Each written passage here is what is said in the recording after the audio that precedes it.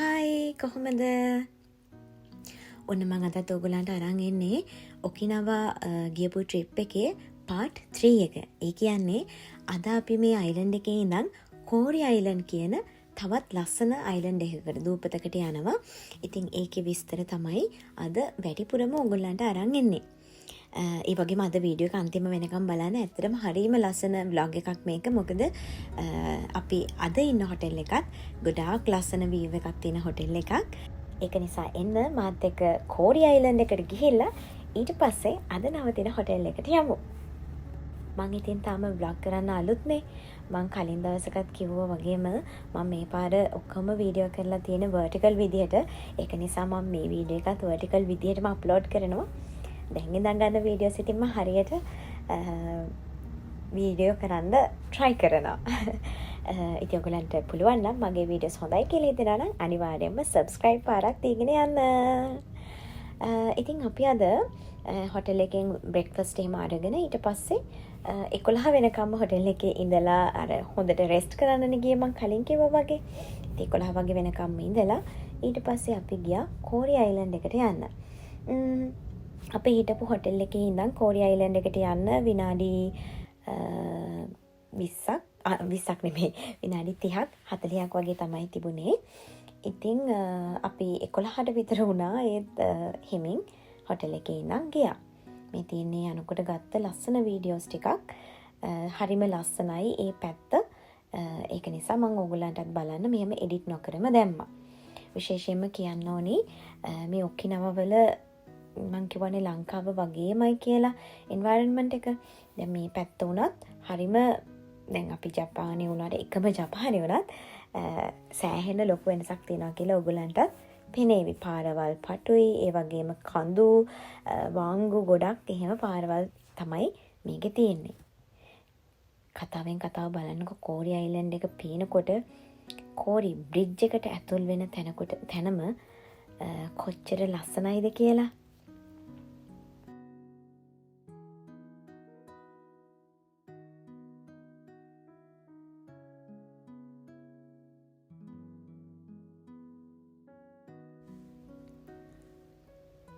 බලන්නකො වීඩියෝස් වල පේනවට වැඩිය ඉතින් ඇත්තටම කිව්වොත් අපි ඇත්තට දකින්නකොට ඕනිම දෙයක් ලස්සනයිනේ.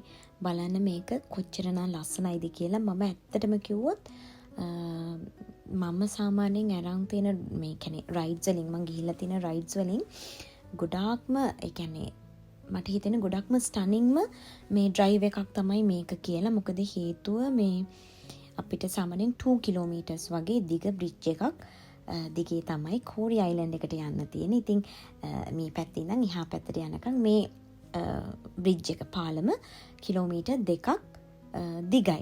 ඉතින් දෙපැත්තෙම හරිම ලස්සනට අපි කියන්නේ ක්‍රිස්ටල් ක්ලියර් වෝටර් කියලා. ඉතින් ඒ වගේ හරිම ලස්සනයි. ඒ කියන්නේ මාරම view එකක් තියෙන්නේ යනකොට. ඉතින් ඒක ගැන නම් කියන වචනයක්වත් නැහැ. සාමාන්‍යයෙන් කෝරි අයිලන්ඩ් එක තමයි ඔයාලට එහා පැත්තෙන් පේන්නේ. දැන් එහා පැත්තෙන් ඔයගලන්ට පේන ඉස්සරහින් බැලුවොත් කෝරි අයිලන්ඩ් එක.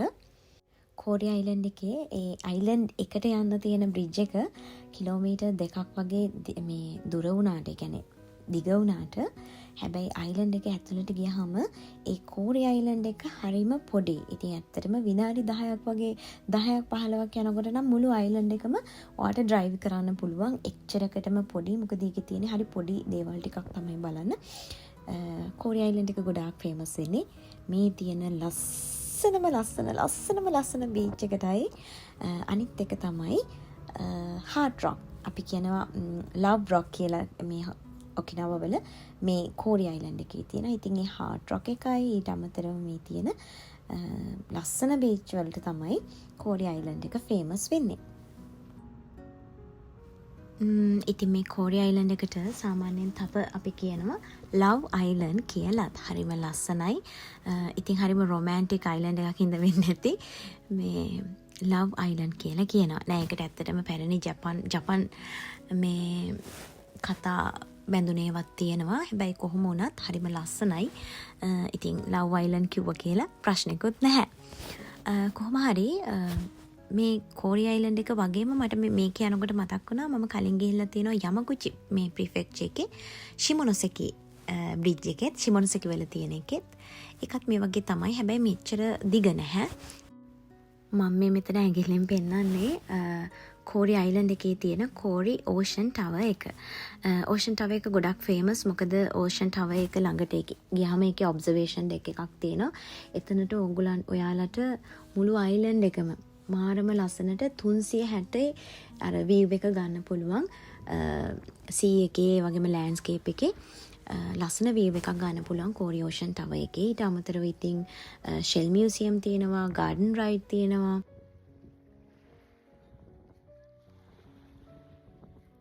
මටත් ඉතින් ආවේ එකේ සෙල්ෆි වීඩියෝ එකක් දෙයක් ගත්තේ නැත්නම් වැඩක් නැහැ නේ.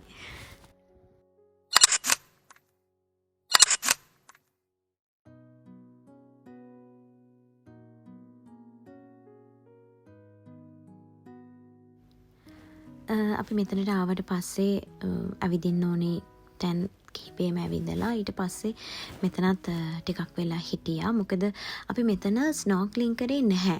මෙතන කරන්න පුළුවන් ස්නෝක්ලින් කරන්න පුළුවන්, ඩයිවිං වලට යන්න පුළුවන්, මාළු බලන්නත් යන්න පුළුවන් මට මතක විදිහට. හැබැයි ඒ වුණාට අපි මෙතන නම් කරේ නැහැ. මොකද අපි අද ප්ලෑන් කරගෙන තිබුණේ අපි හොටෙල් එකට ගිහිල්ලා එතන හොඳ ලස්සන බීච් එකක් තියෙන නිසා අපි එතනදී ස්නෝක්ලින් කරන්න තමයි ගියේ. මේ තියෙන්නේ මං කියපු ඕෂන් ටවර් එක කිට්ටුව ගත්ත වීඩියෝ එකක්. මෙතනට හරිම ලස්සනට මේ සම්පූර්ණම එහා පැත්තේ ඉඳන් මේ පැත්තට එනකම්ම මේ අයිලන්ඩ් එකට එනකොට තියෙන පාරවල් ඊළඟට වටේ 360ම අපිට බලා ගන්න පුළුවන් මෙතන ඉඳන්.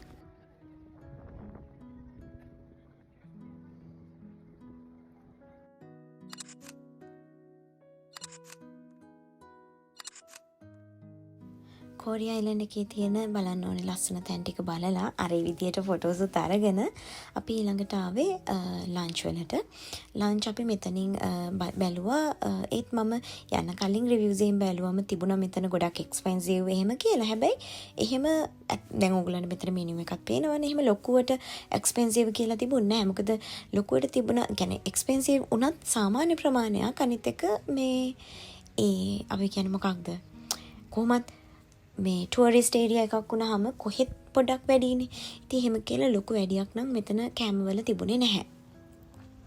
අපි මෙතනින් garlic butter shrimp ball ඊට පස්සේ chicken තව මට මතක් වෙන්නේ නැහැ ඔය එක එක බර්ගර්ස් වර්ග එහෙම කීපයක්ම ගත්තා. කැමත් හරිම රසයි. ඊට පස්සේ එහෙමම අපි පිටත් වුණා හොටෙල් එකට යන්න. මොකද අපිට ඉතින් 3ට චෙක් ඉන් වෙන්න පුළුවන්. අපි සාමාන්‍යයෙන් 2:00 වගේ වෙනකොට අද නම් හොටෙල් එකට යනවා. ඒ වුණාට ඉතින් අපිට චෙක් ඉන් වෙන්න පුළුවන් වුණා ඒ ටයිම් එකටම.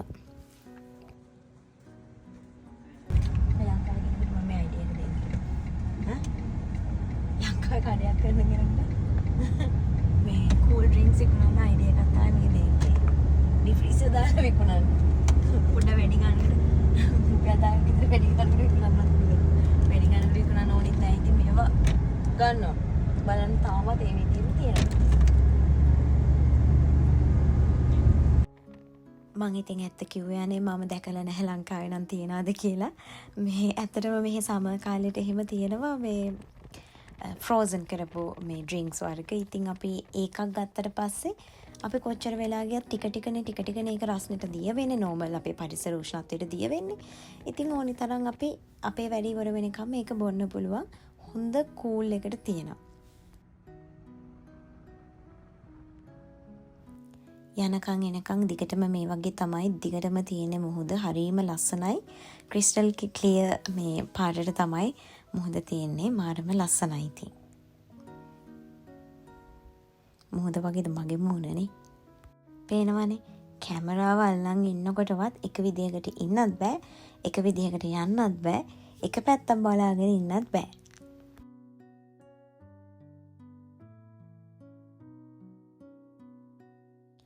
කොහොම හරි අපි ආවා අපි අද ඉන්න හොටෙල් එකට. අපි අද ඉන්නේ හොටෙල් රෙසොනෙක්ස් නගෝ කියන හොටෙල් එකේ.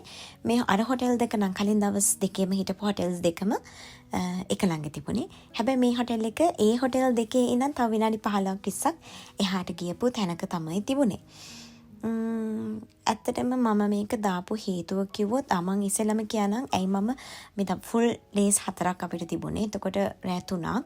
ඒ රෑ 3ට මම හොටෙල්ස් 3ක් ඇත්තටම දැම්මා. එක හේතුවක් තමයි ගෝල්ඩන් වීක් නිසා එක ප්‍රයිසස් වලට තමයි එක දවස් වලට මේ හොටෙල්ස් ටික තිබුණේ. සමහර හොටෙල් අපි ඉන්න පළවෙනි දවසේ ගණන්, දෙවෙනි දවසේ ගණන් අඩුයි. හැබැයි තුන්වෙනි දවසේ ඊට වඩා ගණන්. එහෙම තිබුණා. ඉතින් අපි ඒවත් බැලන්ස් කරලා ඊට වැඩිය මට ඕනේ උනේ මේ ගානටත් වැඩිය දැන් ඔකිනාව මම ගිහිල්ලා තියෙනවා 3-4 පාරක්. මේ 4 වෙනි පාර. එතකොට ඒ ගිහිල්ලා නැවතුන හොටෙල් නෙමෙයි මේ පාර නැවතුනේ. ඉතින් අපි එක හොටෙල්ස් වල නැවතිලා කොයි හරි බීච්ද ගොඩක්ම හොඳ, ඊට පස්සේ මොන හොටෙල්ස්ද හොඳම කියලා තෝරන්නත් පුළුවන් නේ. ඉතින් ඒක නිසා තමයි අත්‍තරම ආවේ එක වෙනස් දේවල් බලන්න. තව දෙයක් තමයි මම මේක ගොඩාක් හොඳයි කියලා හිතන්නේ මෙහෙම හොටෙල්ස් 3ක් දාපු එක. එතකොට අපි ආපහු යනකොට අපිට දැන් මේ පාර අපි ගිහිල්ලා දවල් කාලේ අපි සාමාන්‍යයෙන් 11ට චෙක් අවුට් වුණාට පස්සේ 3-4 වගේ වෙනකන් අපි කොහේ හරි ඇවිත්තා. ඉතින් next time අපි ආවට පස්සේ දැන් මෙච්චර මේ වගේ ඇවිදින්න මේ වගේ තරම්වත් මං හිතන්නේ අපි ඇවිදී කියලා. මොකද සාමාන්‍යයෙන් ඔකිනාව අපි කවර් කරලා තියෙන්නේ දැන්. ඉතින් ඒක නිසා next time ආවොත් අපිට පුළුවන් සාමාන්‍යයෙන් එකම හොටෙල් එකේ නවතින්න. ඉතින් ඒක කල්පනා කරාම මම හිතනවා අපි මේ පාර කරපු දේ ගොඩක් හොඳයි. මොකද දැන් අපි දන්නවා මොන හොටෙල් එකද අපිට ගොඩක්ම ගැලපෙන්නේ කියලා. මේ තියෙන්නේ අපි අද ඉන්න රූම් එක. මේ හොටෙල් එකේ ඇත්තටම බිල්ඩින්ග්ස් දෙකක් තියෙනවා. එතකොට මේන් බිල්ඩින් එකයි ඊස්ට් බිල්ඩින් කියලා දෙකක් තියෙනවා. මේන් බිල්ඩින් එක ටිකක් ඉස්සෙල්ලාම හදපු බිල්ඩින් එක නිසා ඒකේ වොෂ්රූම්ස් එහෙම අපි රිවිව්ස් බැලුවාම උගලන්ටත් පේනවා පරණයි. ඒ වුණාට මේ බිල්ඩින් එක මම බුක් කරනකොටම මේ බිල්ඩින් එක තමයි දැම්මේ. ඒකට හේතුව මේ බිල්ඩින් එක කලින් බිල්ඩින් එක වගේ නෙමෙයි, ටිකක් අලුත්. ඒ වගේම මේ බාත්රූම්, වොෂ්රූම්, ඊළඟට බාත්ටබ් ඒ ඔක්කොම වෙන වෙනම තියෙනවා. ඉතින් යුනිට් එකක් විදිහට හරිම හොඳටම තිබුණා මේ හොටෙල් එකත්. බලන්නකො මේ හොටෙල් එකේ ඉඳන් මේ බැල්කනි එකේ ඉඳන් කොච්චර ලස්සනයිද කියලා මොහොද. ඉතින් අපි දෙන්නෙක් නෙගී දෙන්නට හොඳටම ඇති වෙන්න හොඳට රූම් එක තියෙනවා. ඊට පස්සේ අපි අරන් ආව ස්නැක්ස් එහෙම අරගෙන අපි ඉක්මනටම ගියා බීච් එකට. රළපෙළ කැලමේ හසඟන විලසේ ලවනට සුදු මුදු පහස ලැබේතු. රළපෙළ කැලමේ හසඟන විලසේ ලවනට සුදු මුදු පහස ලැබේතු. ඔබ හදවත හඳුනාගත්සේ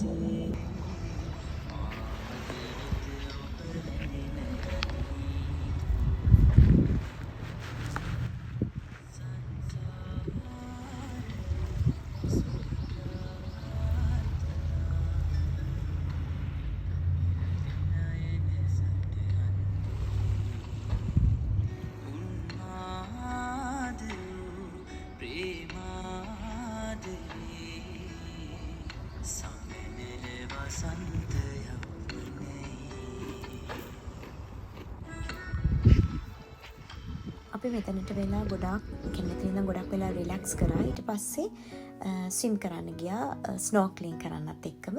මොකද මෙතන බීච් එක නෙමෙයි එහා පැත්තට වෙන්න තමයි අපිට මේ ස්නෝක්ලින් කරන්න පුළුවන්.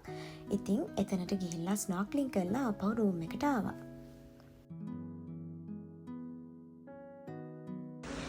අද අපි ඉන්න හොටෙල් එක අපි ඉස්සෙල්ලා ඇවිල්ලා මම අර පෙන්වුවානේ. මේ තියෙන්නේ දැන් මේකේ චුට්ටක් අපි එළියට ගියා. ඒකට සන්සෙට් එක නම් මෙතන දැන් බලන්න ඉස්සරහ ඒක සන්සෙට් එක උනාට පස්සේ තමයි මේ තියෙන්නේ. හරිම ලස්සනයි. හරිම නිදහස්.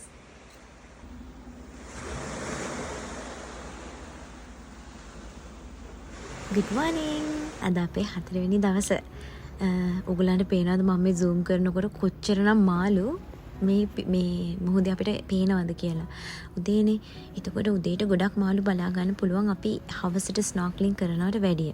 අනිත් එක මෙතන තියෙන විශේෂත්වය තමයි මේ වගේ කොරල්ස් ගොඩක් මෙතන තියෙනවා. ඉතින් ඒවා ඇස්සේ ගොඩාක් මාළු ඉන්නවා. පේනවා නේද? ඔයගලන්ට මන් දන්නේ පේනවා කියලා මං හිතනවා.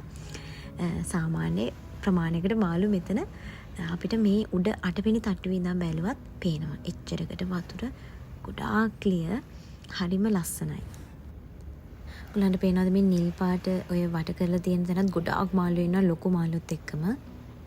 අද ඉතින් අපිට ලොකු ප්ලෑන් එකක් නැහැ. උදේම ටිකක් රෙස්ට් එකේ හිටියා. ඊට පස්සේ බ්‍රෙක්ෆාස්ට් ගන්නවා. මේකේ ලොකු වරයිටි එකක්, ඒ කියන්නේ මාරම ලොකු වරයිටි එකක් එහෙම නැහැ. හැබැයි වැඩිපුර ඔකිනාවා ස්ටයිල් ජැපනීස් ස්ටයිල් තමයි. උනාට වෙස්ටර්න් ෆුඩ් එහෙමත් තියෙනවා. අනිත් එක තමයි මේකේ ස්පෙෂල් දේ තමයි බ්ලූ සීල් අයිස්ක්‍රීම් උත් මේකේ තිබුණා. අපි බ්‍රෙක්ෆාස්ට් අරගත්තට පස්සේ 11 වෙනකම් අපිට චෙක් අවුට් ටයිම් එක 11 නේ. 11:00 වගේ වෙනකම් අපි හොටෙල් එකේ හිටියා. එතන ඉඳන් තමයි අපි ආපහු පටන් ගත්තේ. මොකද අපිට නාහවලදී කායක රිටර්න් කරන්න තිබුණේ හවස 4ට. ඉතින් අපි හිතුවා චෙක් අවුට් වෙලා හිමින් නාහ පැත්තට යමු කියලා. එයාපෝට් පැත්තට යන් කියලා. මොකද අපිට ෆ්ලයිට් එක තියෙන්නේ රෑ 8:00ට නාහවලින්. උදේම චෙක් අවුට් වෙලා යන්න කලිනුත් මෙතෙන්ට ඇවිල්ලා ෆොටෝ එකක් ගත්තා. ඊට පස්සේ අපි අන්තිමට මට ඕනි වුණා ග්ලාස් බෝට් එකේ ගිහිල්ලා බලන්න. මොකද මෙතෙන්ට අපි ආවේ ඊට කලින් දවසේත් ඇත්තටම ආවට එදා ග්ලාස් බෝට් එක තිබුණේ නැහැ. මොකද මේ එක මුහුදේ තත්ත්වෙත් එක්ක වෙනස් වෙනවා. ඉතින් අපි මෙතනට ආවා හොටෙල් එකෙනුත් චෙක් අවුට් වුණාට පස්සේ මේ ආවේ. මෙතනට කියන්නේ බුසේනා මරයින් පාක් කියලා. අනිවාර්යයෙන්ම ඔකිනාවා වල තියෙන එකම මරයින් පාක් එක තමයි බුසේනා මරයින් පාක්. ඉතින් ඔයගොල්ලන්ට මෙතනට ගියොත් එහෙම සාමාන්‍යයෙන් එක්කෙනෙකුට මට මතකයි 1600 ගණක් වගේ තමයි බෝට් එකට යන්නේ. ඉතින් පොඩි වෙලාවක් ලස්සනට ග්ලාස් බෝට් එකේ ඉඳන් මාළු බලන්න පුළුවන්. ඇක්වේරියම් එකෙත් ගියා, ස්නෝක්ලින් උත් කරා, ඔබ්සර්වේෂන් ටවර්ස් වල බැලුවා. හැබැයි ඉතින් ග්ලාස් බෝට් එකේත් ගිහිල්ලා බලන එක හොඳයිනේ. ඒක නිසා තමයි මෙතෙන්ටත් යන්න ආවේ අන්තිම දවසේ.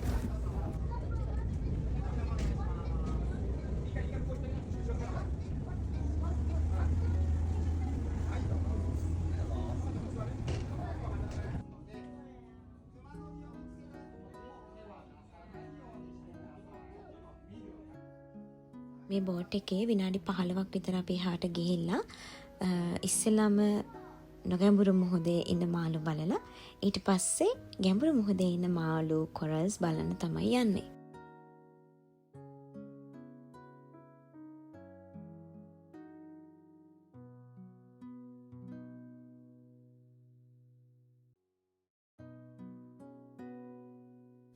මේගොල්ලන්ට ඉතින් බෝට්ස් වලින් යනකොට කෑම එහෙම දානවනේ. ඒක නිසා මේගොල්ලන් බෝට්ස් වලින් ඈතට යන්න නැහැ කිව්වා වැඩිය. මොකද මේගොල්ලන් එහෙම බෝට්ස් ආව කියලා බය වෙන්නෙත් නැහැ කිව්වා. මොකද මේගොල්ලන්ට කෑම දානවා කියලා දාන නිසා.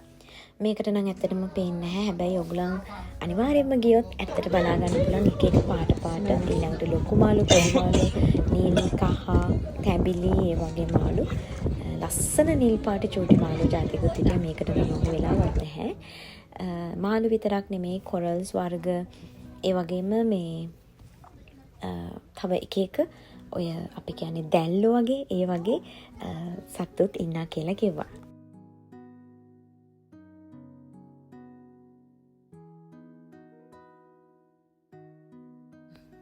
මෙතෙන්ට ආවමත් ඉතින් ඇත්තටම බැලූ හැම තැනම මොන පැත්ත බැලුවත් මොහොත තමයි තියෙන්නේ. හරිම ලස්සනයි.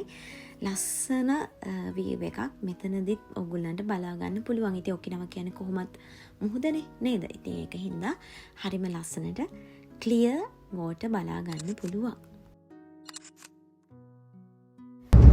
දැන් අපි නාහ එයාපෝට් එකට යන්න තමයි හදන්නේ. නාහ එයාපෝට් එකට නෙමෙයි නාහ වලට යන්න හදන්නේ. මොකද අපිට රෑට තමයි ෆ්ලයිට් එක තියෙන්නේ. කොහොම වුණත් බලන්නකො මෙතනදී දැන් අපි අද ටෝකියෝ වලට ආපහු එන්න එනවනේ. ඒ වුණාට ගොඩක් අය ගෝල්ඩන් වීක් එකට 3 වෙනිදා ඉඳන් තමයි ට්‍රැවල් කරන්නේ. ඉතින් ඔකිනාවා වලටත් සෑහෙන සෙනග 3 වෙනිදා ඉඳන් 2 3 වගේ දවස්වල ඉඳන් ගොඩක් ආවා. ඉතින් අද අපි යනකොට එයාපෝට් පැත්තේ ඉඳන් ඔකිනාවා වලට එන වාහන ටික තමයි මේ තියෙන්නේ. සෑහෙන්න වාහන තිබුණා. ඉතින් අපි හිතුවා මාර හොඳ වෙලාවක තමයි අපි ආවේ කියලා. ඊට පස්සේ අපි දෙන්නම හිතපොත් නැති දෙයක් තමයි අපි මේ කළේ. අපිට වෙලා තිබුණ නිසා අපි මේන් රෝඩ් එකේ එනකොට 1 කිලෝමීටර් වලින් තොදොරොකි වෝටර්ෆෝල් කියලා එකක් තියෙනවා කියලා තිබුණා. ඒක අපි ඉන්ටර්නෙට් එකෙන් දැකලා තිබුණා ඔකිනාවා වල තියෙන ෆේමස් දිය ඇල්ලක් කියලා. ඉතින් අපි දෙන්නට වෙලාවක් තිබුණා. අනිත් එක කිලෝමීටර් එකයිනේ. ඉතින් වාහනේත් නිසා අපි දෙන්නම දිය ඇල්ලට යන්න පිටත් වුණා. අපි දන්නේ අපි බලන්න. හරි. තියෙන බලන්න අපි ඇල්ල. අපි දින දැන් කාලේ යලගම ආවා නිකම්ම හොඳට කියලා ගහලා තිබ්බේ හින්දා. හැබැයි ඉතින් මොකක්වත් වෙන්නේ නැහැ නේද? එහෙම ලස්සනකුත් නෑ අර බලංගොඩ මේ පාස් කරගෙන යනකොට තියෙන සුවඳලියල්ල වගේ. හරියට මේ වගේ.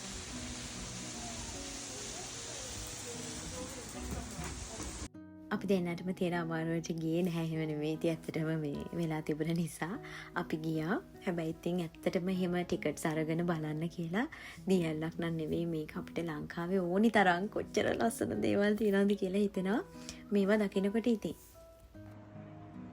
දැන් අපි මේ ඉන්නේ නාහවලට ඇවිල්ලා. ඇත්තම කිව්වොත් මේ වෙලාවේදී නම් නාහවලට ඇවිල්ලා අපි කායක ආපහු බාර දීලා තමයි මේ ආවේ. එතන ඉඳන් කායක බාර දීලා එතනම ඉඳන් විනාඩි 5ක් වගේ තමයි ඇවිදින්න තිබුණේ. අපි නාහ ඉන්ටර්නැෂනල් shopping street එකට කොකුසයිදෝඩි කියලා තමයි කියන්නේ එතනට ආවා. එතනට ඇවිල්ලා ඉතින් ඔෆිස් එකේ අයට එහෙම පොඩ්ඩක් මොන හරි අරන් යනවා නිසා ඒව අරගෙන අපි එහෙමම එතකොට හවස 4:00 වගේ නිසා එහෙමම අපි ආවා කන්න. මොකද අපි දෙන්නටම බඩගින්නේ හිටියේ. ඒ වගේම ඉතින් දැන් දවස් 4ක්නේ ටිකක් මහන්සිත් එක්ක. ඊට පස්සේ නම් එයාපෝට් එකේවත් වෙන මට වීඩියෝස් එහෙම ලොකුවට ගන්න බැරි වුණා. කොහොම හරි අපිට ෆ්ලයිට් එක ඔකිනාවා නාහවලින් තිබුණේ රෑ 8:00ට ස්කයිවාක් එයාලයින්. ඊට පස්සේ හනේ දවල්ට රෑ 11 වගේ වෙනකොට එන්න තමයි තිබුණේ. ඔන් ටයිම් ආවා. ඊට පස්සේ එහෙමම ඉතින් ගෙදර ආවා. ඔකිනාවා ඉඳන් ටෝකියෝ එනකොට එක පැත්තකින් ටෝකියෝ පේන විදිය තමයි මේ මම දැන් මේ පෙන්නන වීඩියෝ එකේ. ඔයාලට මේ පේන්නේ තැඹිලි පාටට ටෝකියෝ ටවර් එක. දැන් මේ පේන්නේ ස්කයි ට්‍රී එක. ඔයත් මං වගේ ප්ලේන් වලට ආස කෙනෙක්ද? කොච්චර නැග්ගත් කී පාරක් ගියත් කවදාවත් ලෑන්ඩ් කරනකොට ඊට පස්සේ ටේක් ඔෆ් කරනකොට හැමතිස්සෙම වීඩියෝ එකක් වගේ ගන්න හිතෙනවද? එහෙනම්වත් මං වගේ. මොකද මටත් ඒ ආසාව නම් හැමදාම තියෙනවා. මං හරිම ආසයි. මොකද ඉතින් අපි උඩ ඉඳන් අපි පල්ලෙහා බලනකොට පේන විදිය ස්පෙෂලි රෑට හරි ලස්සනයිනේ.